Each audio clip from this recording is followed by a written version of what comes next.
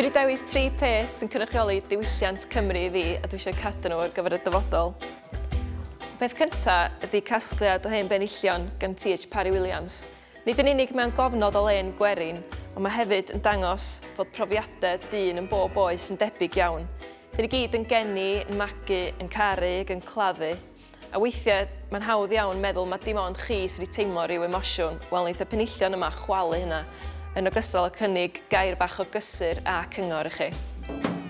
Yr ail beth sgynnau ydy casgliad o bosteri gigs aelwyd penllyn. Da ni wedi ail sefydlu'r aelwyd ers rhyw 2 flynedd bellach, a rhan bwysig o'r arlwy ni ydy trefnu gigs gwahanol.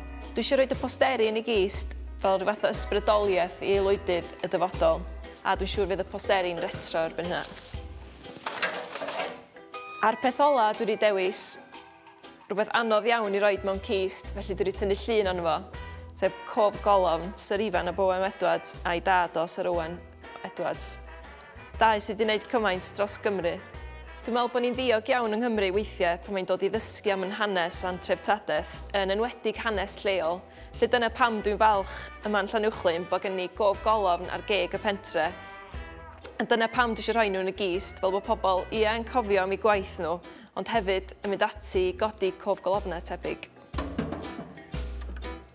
A dyna ni'n rhy dewis i, a dwi'n gobeithio fawr fy nhw'r un mor bwysig mewn cenedlaethau i ddod.